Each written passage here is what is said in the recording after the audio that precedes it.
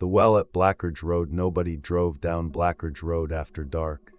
Not because it was closed, not because it was dangerous, but because, sooner or later, something would follow you home. Ethan Cole hadn't believed that. Not when he first heard it. Not when his mother used to whisper it like a warning instead of a story. And definitely not when he left town 10 years ago, swearing he'd never come back. But here he was, back again. The town looked smaller than he remembered. Always does. One gas station, one grocery store, a diner with flickering neon that buzzed like it was dying. The kind of place where people recognized your car before they recognized your face. Ethan drove slowly, hands tight on the steering wheel. Nothing had changed, and somehow that felt wrong. He pulled into the gravel driveway of his childhood home just as the sun dipped below the horizon. The house sat alone, leaning slightly like it was tired of standing. The paint had peeled away in long strips, exposing gray wood underneath. The Porsche creaked when he stepped on it loud, sharp, like it was announcing him. "I'm back," he muttered. The words sounded stupid the moment he said them, like the house already knew. Inside, the air smelled stale, closed off, like something had been sitting in there, waiting. Ethan dropped his bag near the door and flipped on the lights. They flickered once before settling into a dull yellow glow. "Still works," he said. His voice echoed too much. He didn't go upstairs. Not yet. Instead, he walked through the living room, past the old couch, past the empty fireplace, and toward the back door. He didn't open it. He just stood there, staring, because he knew what was out there. Even without seeing it. The well, it had been there longer than the house, longer than the road, longer than anyone in town could remember. Tit used to say it was just an old water source. Then they said it ran dry. Then they stopped talking about it altogether. Ethan reached for the handle, paused, then pulled the door open. Cold air hit him instantly. Not cool, cold. The kind that sinks into your bones and stays there. The backyard stretched out into darkness. Tall grass swayed gently, though he couldn't feel any wind. The trees at the edge of the property stood too still, silhouettes cut out of the night. And there, about 20 yards out, was the well.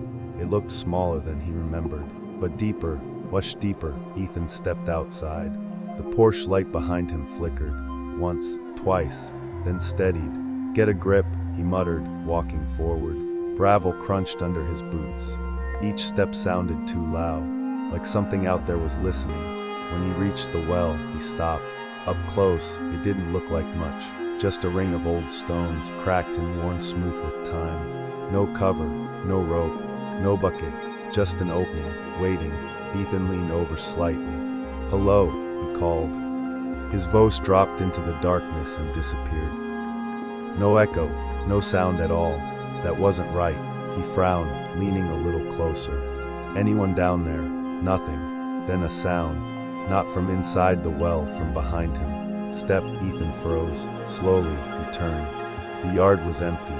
"Real funny," he said under his breath, though there was no one to hear it. He turned back toward the well, and something grabbed his ankle, hard.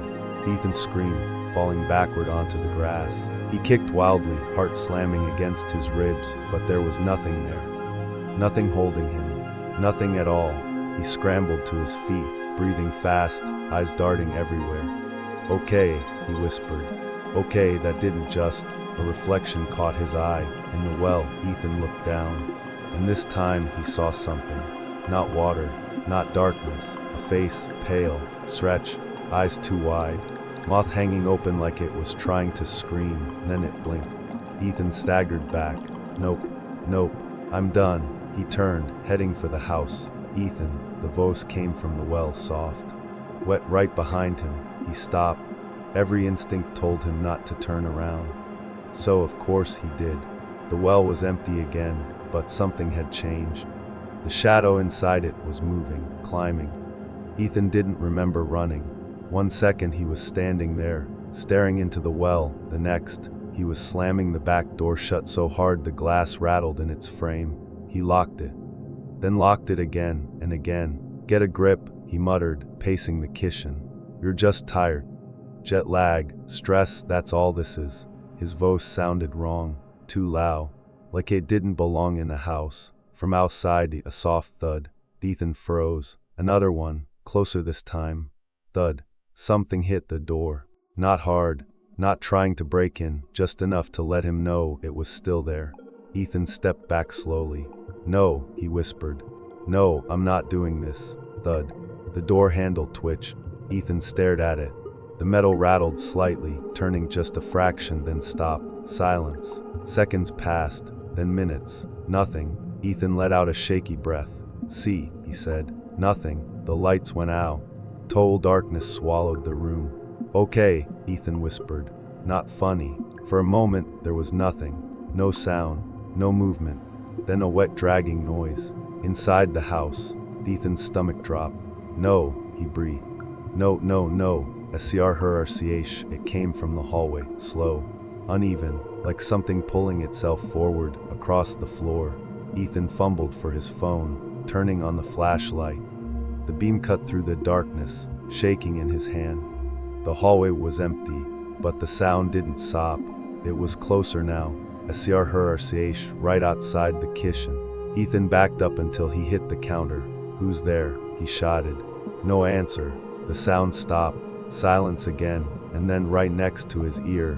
Why did you leave me? Ethan screamed, spinning around. There was nothing there. Nothing. His breath came in short, panicked bursts. I'm losing it, he whispered. I'm actually losing it. Then he saw it.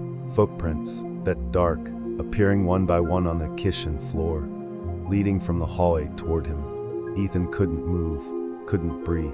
Another footprint appeared, closer. Then another, and another, until they stopped right in front of him.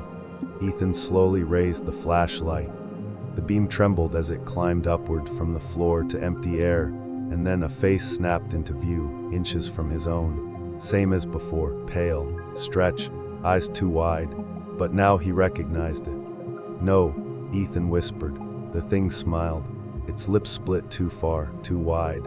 You promised, it said. Ethan staggered back, hitting the wall. I was a kid, he said, shaking his head. I didn't mean. The thing's head twitched violently. You promised.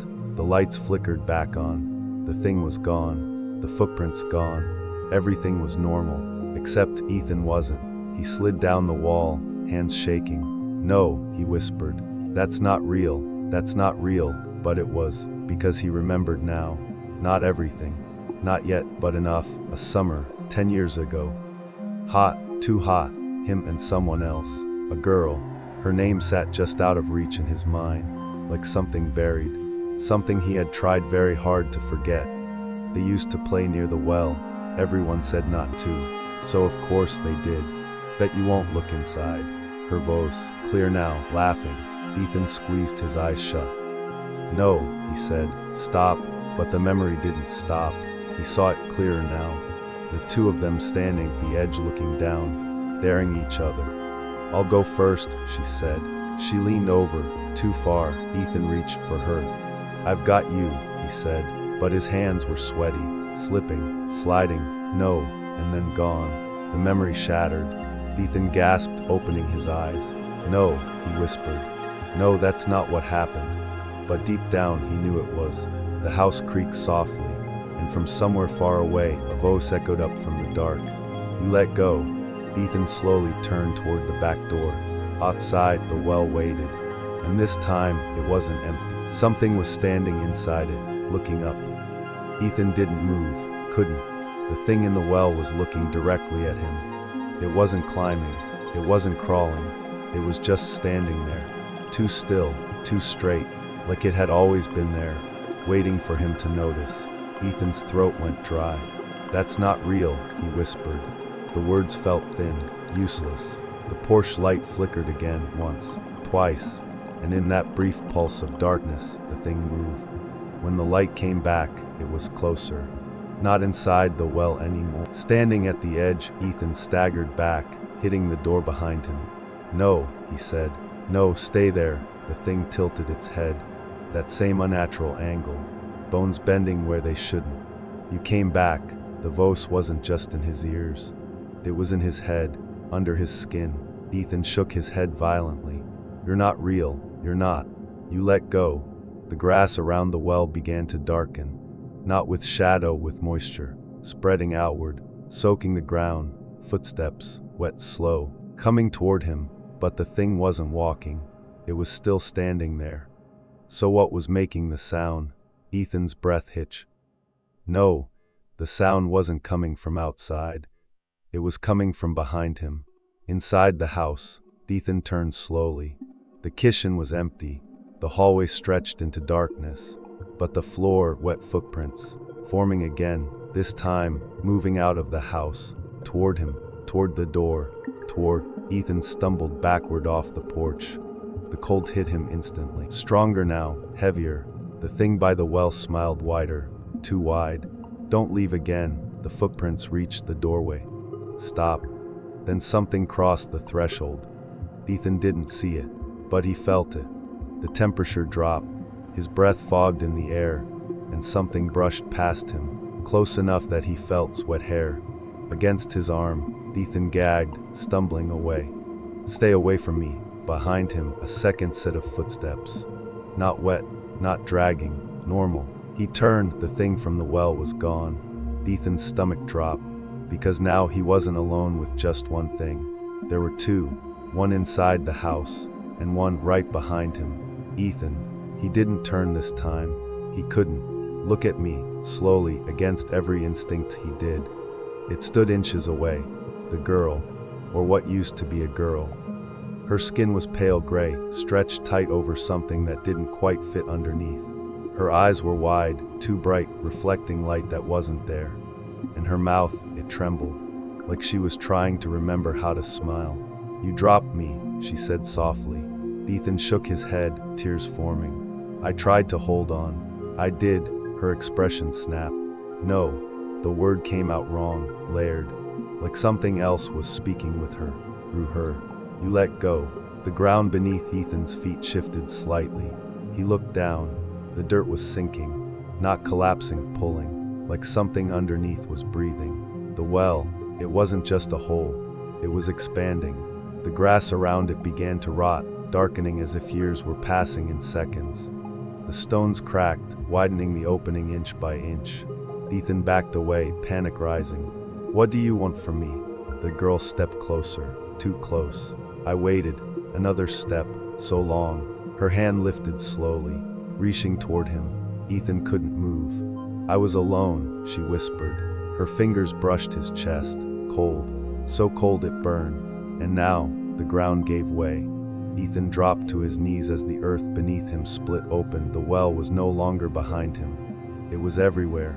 Darkness spread across the yard like liquid, swallowing grass, trees, the house, everything. Ethan screamed as he felt himself sliding, not falling down, but being pulled in, sideways, into it.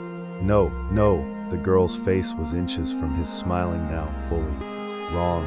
You don't leave twice."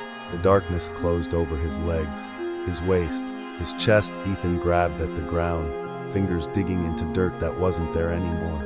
And then he saw something, deep inside the black, shapes, dozens of them, hands, reaching, clawing, waiting, all looking up at him, all whispering at once, "Stay." Ethan screamed, and woke up. Silence, morning light. He was to his bed, back inside the house, safe. His chest rose and fell rapidly. "It was a dream," he whispered, "just a dream."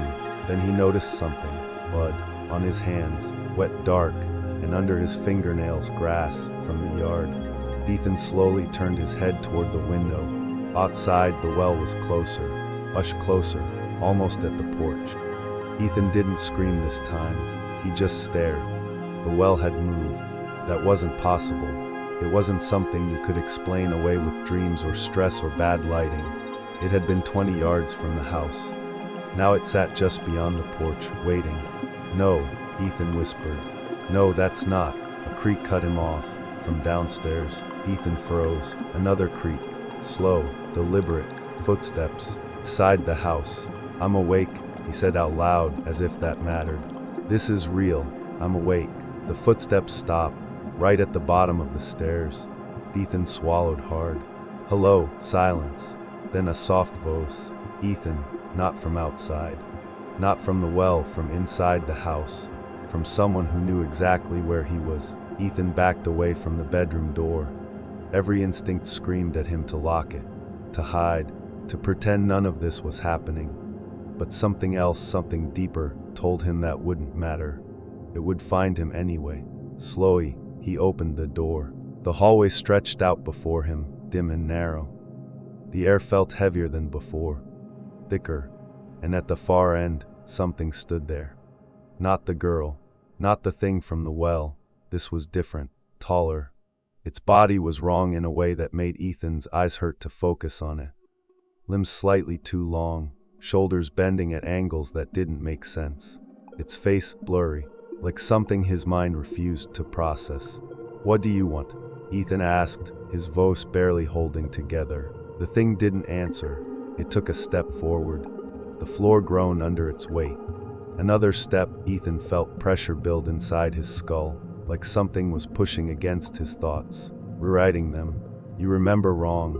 The voice came from everywhere, from the walls, from the floor, from inside his own head. Ethan shook his head violently. "No, I remember she fell. I tried to save her." The thing twitched. The hallway flickered. For a split second, it changed. The walls peeled away. The house vanished, and Ethan was somewhere else. The past. The well stood in front of him. Newer, cleaner, and there, 2 children. Him, and the girl. She was laughing, leaning over the edge, daring him. "Bet you won't look deeper," she said. Ethan, his younger self, hesitated. "I don't like it," he said. Scared, she grinned. And then she leaned too far. She slipped. She screamed, and young Ethan grabbed her wrist. "I've got you," he shouted. For a moment he did. Their hands locked, tight. But then something moved in the well. Not the girl. Something else. A shape, rising, washing, waiting. Young Ethan saw it. And in that moment, everything changed. Fear, real fear. The kind that doesn't think, doesn't reason. The kind that chooses survival. "No, present day," Ethan whispered. But the memory didn't stop. Young Ethan's grip loosened. Not by accident, on purpose. "I'm sorry," he whispered, and he let go. The girl fell, her scream echoed and cut off abruptly. Silence. The world snapped back. Ethan collapsed to his knees. "No," he choked. "No, that's not. You chose." The thing stood closer now, too close. "You saw us." Its voice shifted, layered. Dozens of voices speaking at once. "And you chose yourself." Ethan shook his head, tears streaming. "I was a kid. You opened the door." The house groaned. A deep crack split through the floor beneath him. From below, darkness. Moving, alive. "You fed us." The walls began to rot, peeling away into black. The air filled with that same cold, suffocating weight. Ethan tried to crawl back, but the floor gave way beneath his hands. The house was disappearing, being swallowed, piece by piece. The well was no longer outside. It was inside everything. It was everything. "Why me?" Ethan screamed. The thing leaned down, its blurred face inches from his. "Because you answered." The darkness surged upward, and then stopped. Everything froze. Silence. Ethan blinked. He was standing, back in the yard. The house intact. The sky gray, morning. The well sat in front of him, still, quiet, like nothing had happened. Ethan stumbled back, shaking. "It's over," he whispered. "It's over, it's..." Ethan, he froze. That voice normal, human. He turned. A girl stood at the edge of the yard. Alive, unharmed. The same girl, exactly as she had been 10 years ago, smiling. "I've been waiting," she said. Ethan's breath caught. "That's not possible." She tilted her head. The same wrong angle. "Come here." Behind him, the well shifted. Just slightly. Wider, hungry. Ethan stood between them, the girl, and the well, and for the first time he understood. It wasn't trying to drag him in, not yet. It was giving him a choice, again. Ethan didn't move. The girl stood a few steps ahead of him. The well loomed behind. Chose. It felt like a joke, a cruel one. "I can fix this," Ethan said, though his voice barely held together. I can help you." The girl smiled, soft, almost kind. "You already did." The ground beneath Ethan shifted slightly, a subtle pull, not enough to drag him, just enough to remind him it was still there. Waiting, Ethan shook his head. No, not this time. He stepped forward, toward her. For a moment everything stilled. The air, the sound, even the weight pressing against his chest. Then the girl's smile widened, too wide. "You remember now," she said. Ethan nodded, tears slipping down his face. "I didn't mean to, I was scared." "I know." She stepped closer. "So was I." Ethan reached out, his hand trembling. "I won't let go this time." Her eyes flickered. For just a second something else looked out from behind them, something deeper, something hungry. "Okay," she whispered. She took his hand, and the world broke. The ground beneath them collapsed instantly, not cracking, not splitting, vanishing. Ethan's stomach dropped as gravity twisted sideways, pulling him violently, not down, into the well. Darkness swallowed everything. He tried to scream, but the air was gone. Cold wrapped around him, thick and suffocating. Hands, dozens of them, grabbing, clutching, pulling him deeper. Ethan thrashed, kicking, fighting, but there was nothing to push against. Only them. Faces flickered in the dark, blurred, broken, endless, all of them whispering. "You stayed. You came back. You chose." Ethan gasped as something yanked him lower. No, let me go." "I didn't." The girl's face appeared in front of him, close, too close. Her expression had changed. No longer sad, no longer kind, empty. "You said you wouldn't let go," she whispered. Ethan reached for her instinctively, and she grabbed him, hard, stronger than before. "You won't." The darkness surged. The hands pulled him apart, not tearing flesh, but something deeper. His thoughts, his memories, ripped loose. He saw flashes, the yard, the house, the road, all fading, all being pulled away from him. "No, please," he choked. But it didn't stop, because the well didn't want his body. It wanted space, and Ethan was becoming it. His voice joined the others. At first, he fought it. "I'm not," but it blended, layered, lost. "I'm not," until it wasn't his anymore. Until he couldn't remember what he was trying to say. Time stopped meaning anything. There was only dark, only cold, only waiting, and then light, footsteps, a new voice. "Hello." Something stirred inside the well, inside Ethan. Awareness returned, not fully, just enough. He felt the edge above, the world outside, and the person standing there, looking down, curious, alone. Ethan tried to scream, tried to warn them, but what came, it wasn't a scream. It was a whisper, soft, broken, perfect. "Hey," the voice echoed upward, friendly, inviting. "Come closer." Silence. Then footsteps, approaching. The darkness inside the well shifted, waiting, hungry, and Ethan smiled.